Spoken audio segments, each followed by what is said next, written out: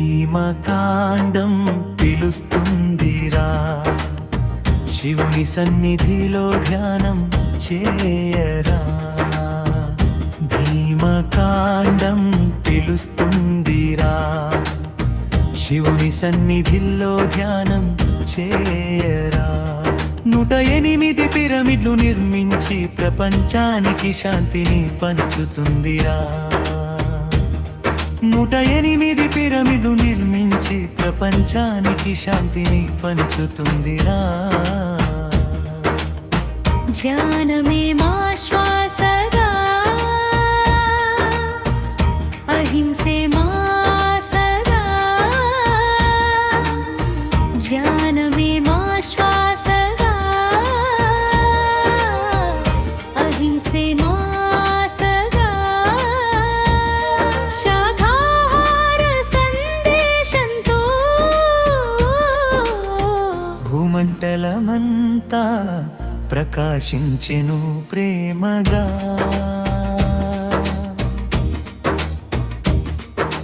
ద్రాక్షారామ భీమేశ్వర స్వామి యొక్క అనుగ్రహముతో 108 గ్రామాలకు ధ్యాన శిక్షణ బోధించి, అన్ని మార్గాలు కన్నా ధ్యానం ఎంతో గొప్పదని తెలియజేస్తుంది భీమకాండం.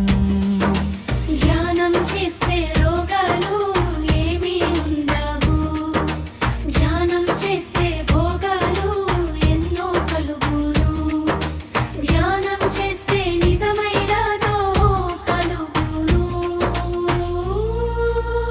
తెలియజేస్తుంది ధ్యాన భీమకాండం. భీమకాండం పిలుస్తుందిరా, శివుని సన్నిధిలో ధ్యానం చేయరా. భీమకాండం పిలుస్తుందిరా, శివుని సన్నిధిలో ధ్యానం చేయరా. ధ్యానమే మా శ్వాసగా, అహింసే మా సగా. ధ్యానమే మా శ్వాసగా, అహింసే మా సదా.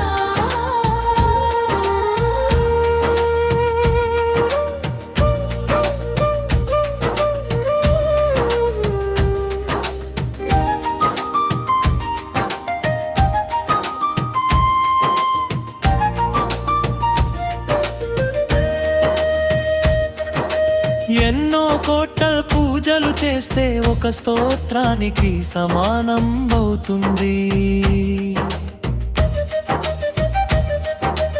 ఎన్నో కోట్ల స్తోత్రాలు చేస్తే ఒక జపనీకి సమానం అవుతుంది.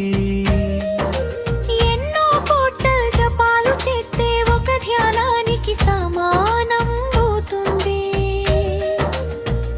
ఎన్నో కోట్ల ధ్యానాలు చేస్తే లయములో లయమవుతుంది తెలియజేస్తుంది ధ్యాన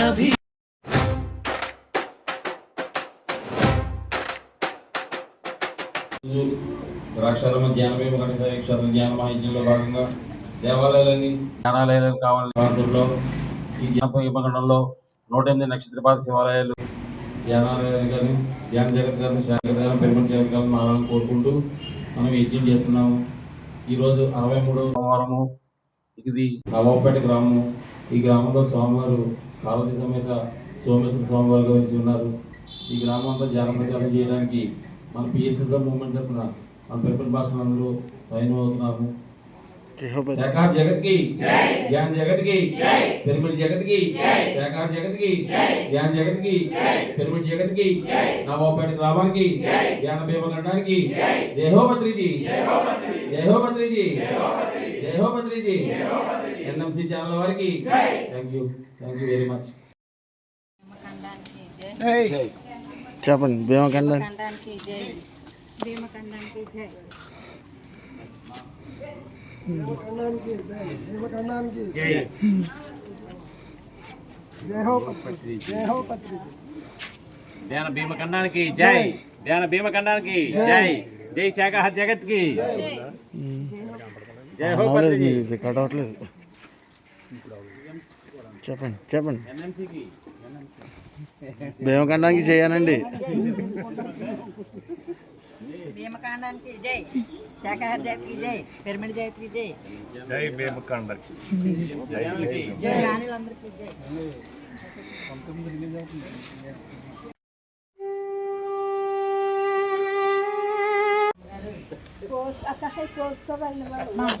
రెండు కాళ్ళు క్రాస్ చేసుకోండి. చక్కగా రెండు కళ్ళు మూసుకోండి. ఓకే జాయిన్ చేయండి. మనం కూర్చోండి. సహజంగా జరిగే శ్వాసనే గమనించండి. శ్వాసనే గమనించాలి. ఆలోచన వస్తాయండి. ఆలోచనతో ఎటువంటి పని లేదు. చక్కగా పీల్చే గాలి, వదిలే గాలి.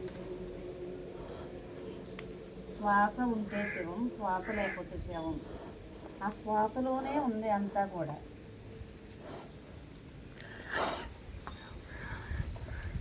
హాయిగా కూర్చున్నాం.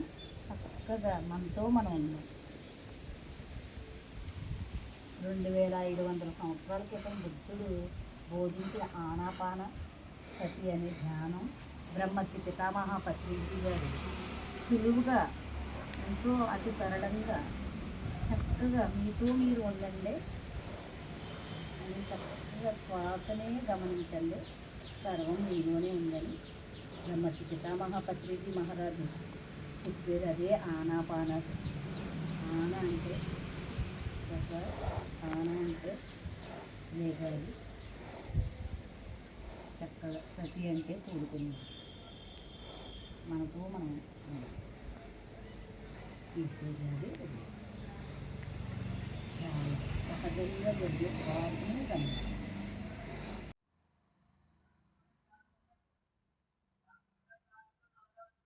ఆలోచనలతో మనకు పని లేదు. చక్కగా పీల్చే గాలి, వదిలే గాలి.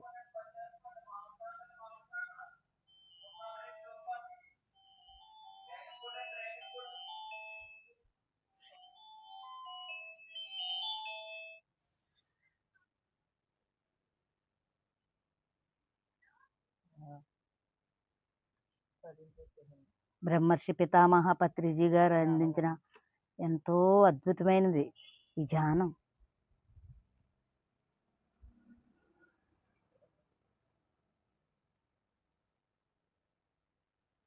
సహజంగా జరిగే శ్వాసనే గమనించండి. కళ్ళు రెండు మూసుకోండి. మెల్లిగా సహజంగా జరిగే శ్వాసనే గమనిద్దామండి. ఇబ్బంది లేకుండా మెల్లగా. ఎప్పుడు అయినా సరే మేడం గారు చక్కగా పని అంతా చేసేసుకుని చక్కగా ఇంట్లో కూర్చుని ఇలా కూర్చున్నారు, అలా రెండు కళ్ళు మూసుకుంటే అదే శ్వాసనే గమనించడండి. శ్వాసతోనే ఉందంతానే, ఆ శ్వాసలోనే ఉందంతానే. ఆ శ్వాసను గమనించే చాలు. సహజంగా జరిగినామని శ్వాస మీదే ధ్యాస పెట్టాలి. రెండు కళ్ళు మూసుకోండి మామగారు, రెండు కళ్ళు మూసుకోండి. అస్సలు మాట్లాడొద్దు మేము చెప్పే వరకు. ఆలోచనలతో మనకు పని, ఎటువంటి పని లేదు. చక్కగా మనతో మనం ఉందామండి. మేము చెప్పేంత వరకు మీరు కళ్ళు తెరవద్దండి.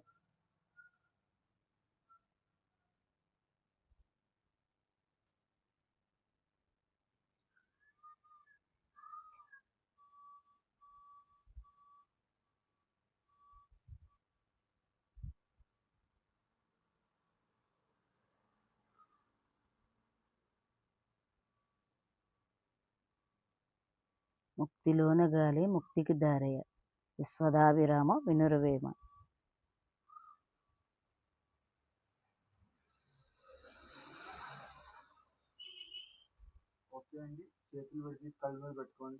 రెండు కళ్ళ మీద పెట్టుకుందాం, బోర్లించుకుందాం. ఇలాగ అస్సలు కళ్ళు తెరవద్దు. అరిచేతులు చూసుకోండి, ఎవరంకా చూడకుండా చక్కగా మీ అరిచేతులు మీరు చూసుకోండి. ఇప్పుడు కళ్ళు తెరిచి చక్కగా మీ అరిచేతులు చూసుకోండి. బ్రహ్మర్షి పితామహ పత్రిజీ గారు గట్టిగా క్లాప్స్ కొట్టుకుందాం. కళ్ళు తెరవండి మేడం గారు, పర్వాలేదు. గట్టిగా క్లాప్స్ కొట్టుకుందామండి.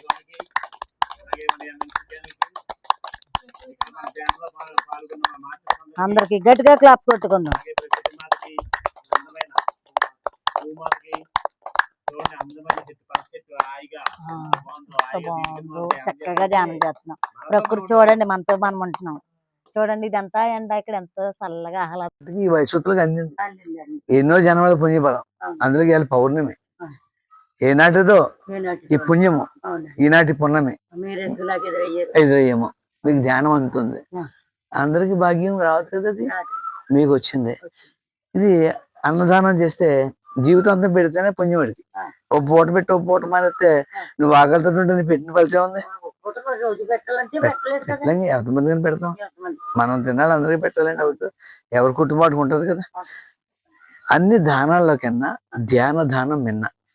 బంగారం దానం చేసిన తృప్తి ఉండదు, రోజు అన్నం పెట్టబోయిన తృప్తి ఉండదు, ఇల్లు కట్టించినా ఇల్లు రిపేర్ అయితే మళ్ళీ బాగు చేసినా నా దగ్గర ఎక్కడ చేసిపోయా అంటావు, తృప్తి లేదు.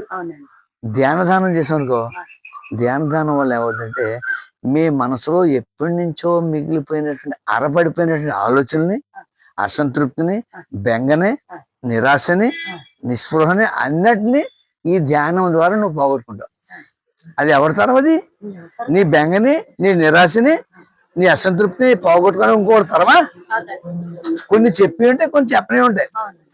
కొన్ని చెప్తే పర్వాలేదు అమ్మంటాడు, కొన్ని చెప్పిందనుకో నీకు ఈ వయసు అయిపోయి, నీకెందుకే బాబు ఈ వయసు అయిపోయాక నీకు ఈ ఆలోచన ఏంటి, నువ్వేం చేయగలవు ఇంకా అని తిడతాడు. నాకు ఉపకారం చేయడు కదా, చెప్పవలసిన పని లేదు. నీ ఆలోచనని నువ్వు బాగు చేసుకునే విధానమా ఈ ధ్యానము. ఇది ఏంటంటే ఎన్నో పుస్తకాలు, 1,00,000 పుస్తకాలు చదివి ప్రతి ఇంటింటికి తిరిగి ఎన్నో ఆయన జీవితాన్ని పూర్తిగా అంకితం చేసి ధ్యానాన్ని నేర్పని ఒక ఆయన మాకు నేర్పేది. ఒక్కడిగా మొదలెట్టింది, కోట్లాది మందిగా తయారు చేసిపోయాను, కొన్ని కోట్ల మంది తయారైపోయారు. దీంట్లో మనశ్శాంతిది. శరీరం చెమట పడితే స్నానం చేస్తే శుభ్రం అవుతుంది. మనసు శుభ్రం అవ్వాలంటే ఏం చేయాలి? ధ్యానం చేస్తేనే అవుతుంది. శరీరానికి స్నానము, మనసుకు ధ్యానము రోజు చేస్తే రోజు శుభ్రం. ఏ రోజుకి ఆ రోజు మురికి ఆ రోజు పోతా ఉంటే శరీరం ఆరోగ్యంగా కాకపోతే ఏమవుతుంది? చిడుము పడుతుందా? అలాగే మనసు ఏ రోజుకి ఆ రోజు శుభ్రం అయిపోతే, నీ మనసులో బెంగ బెరద ఉండకపోతే నీ మొహం ఎంత కాంతివంతంగా తయారవుద్ది, ఎంత సంతోషంగా తయారవుద్ది, జీవితం ఎంత సంతృప్తిగా ఉంటుంది, ఎవరికి చేజాపి పని ఉండదు. ఇది ధ్యానం అంటే అది. అంచేత మీరు కొంచెం ఇలా జరగండి, కాళ్ళు 2 క్రాస్ చేసుకోండి, జోడు తీయక్కర్లేదు, అలా కూర్చోండి. కాళ్ళు 2 ఇలా పెట్టుకోండి, చేతుల్లో చేతులు పెట్టుకోండి, ఇలాగా 2 కళ్ళు మూసుకోండి. నేను కళ్ళు తెరమనే దాకా తిరగొద్దు, 2 నిమిషాలు మాత్రమే. నోరు కూడా తెరవద్దు. ముక్కులోంచి లోపలికి వెళ్ళి గాలి, బయటకు వచ్చి గాలిని కనిపెట్టండి. అది మీరేం చేయద్దు. ఏ దైవనామస్మరణ కాదు, ఏ మంత్రము కాదు, ఇది ఏ మతానికి సంబంధించి కాదు. నీ మనసులో నువ్వు ఉండడానికే, నీ శ్వాసతో నువ్వు ఉండే చాలు. నీ సమస్యలన్నింటినీ నువ్వే మట్టు పెట్టచ్చు. శ్వాస మీద ధ్యాస, ధ్యానము సర్వరోగ నివారిణి, సకల భోగకారిణి, సత్యజ్ఞాన ప్రసాదిని. మొత్తం అన్ని రకాల పరిష్కారంచే ఏకైక శక్తివంతమైన ఈ ధ్యానం. Okay master.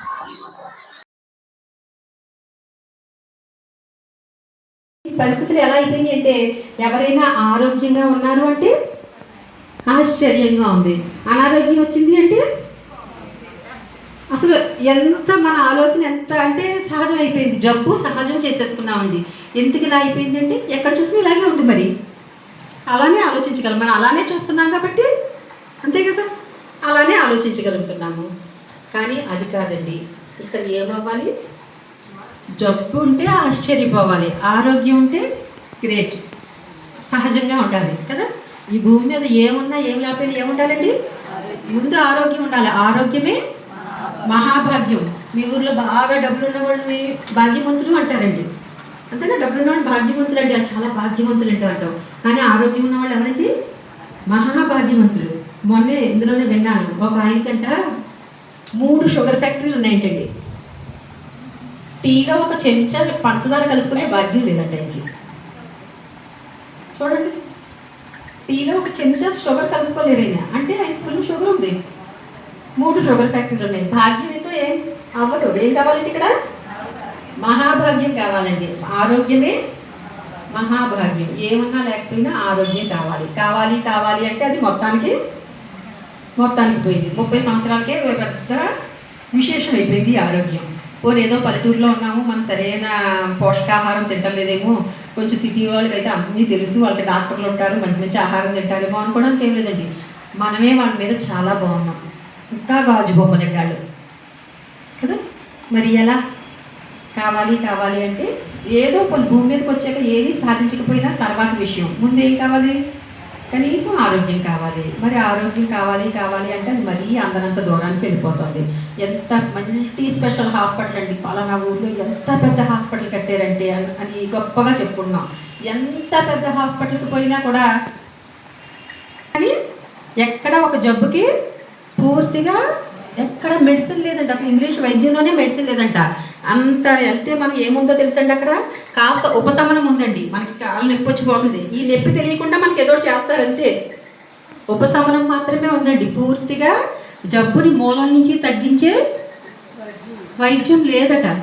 మరి ఎంత దారుణం. ఇంతేనా జీవితం, ఇంతేనా గడిపేద్దామా? ఫోన్లే 30, 40, 50 సంవత్సరాలు వచ్చేసినాయి, ఇంకెంత ఇలాగే గడిపేద్దామా? మనం గడిపేస్తాం సరే, మరి మన తర్వాత తరం ఆలోచన కూడా మనకి ఎంత భయం. మనం ఎలాగైనా కష్టపడతాం, ఏదైనా చేస్తాం, మన పిల్లలకు కూడా ఇలా అనారోగ్యాలు వస్తాయంట, కాలమానం అలా అయిపోయింది అంటే తట్టుకోగలమా? ఒక ఆలోచన కూడా తట్టుకోలేం కదా. మరి ఏదో ఒక మార్పు కావాలి కదా. కావాలండి, ప్రతి ఒక్కళ్ళకి మార్పు కావాలి. మేము ధ్యానం చేసుకుందరు కానీ రండి అంటే ప్రతి ఒక్కళ్ళు కూడా ఏం చెప్తారంటే అంతా బాగానే ఉంది కదండి, ఎందుకండి ఈ ధ్యానం? బాగానే ఉంది కదా, ఏం లేదు, అన్నీ బాగానే ఉన్నాయి కదా, ఎందుకు ఈ ధ్యానం అంటారు. ఎందుకు అంటే అండి, మనల్ని మనం ఉన్నతీకరించుకోవడానికి ఈ ధ్యానం అండి. మనల్ని మనం ఆరోగ్యంగా ఆనందంగా ఉంచుకోవడానికి ఈ ధ్యానం. ఇది అందరికీ అవసరం ఉంటుంది. ఒకసారి గట్టి క్లాప్ చేయండి, హుషారుగా ఉంటుంది.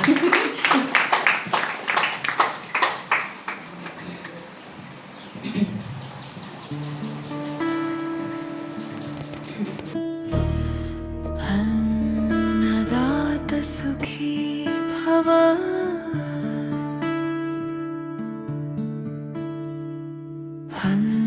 अन्नदात सुखी भव,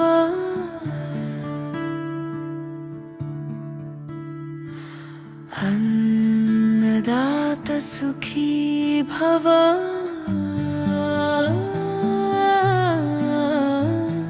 अन्नदात सुखी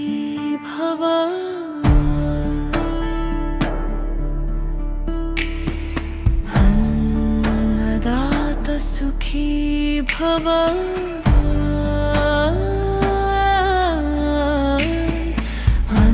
अन्नदात सुखी भव, अन्नदात सुखी भव,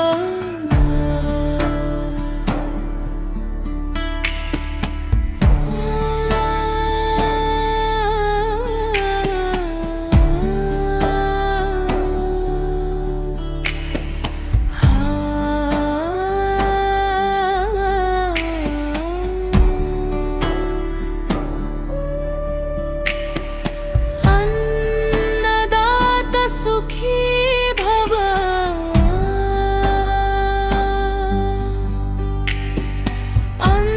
अन्नदात सुखी भव,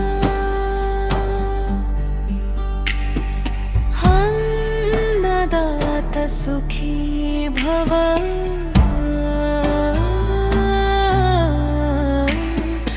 अन्नदात सुखी भव,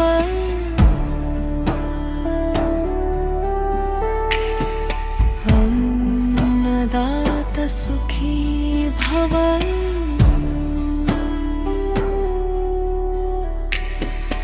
अन्नदात सुखी भव, अन्नदात, अन्नदात सुखी भव, अन्नदात सुखी भव, सुखी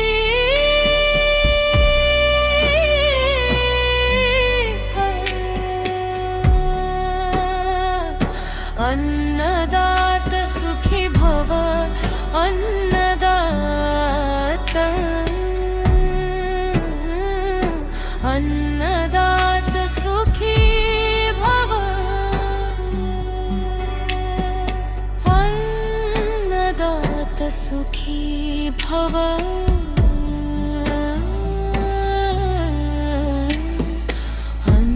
अन्नदात सुखी भव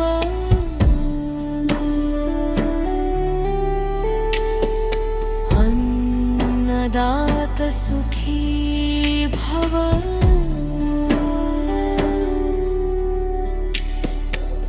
अन्नदात सुखी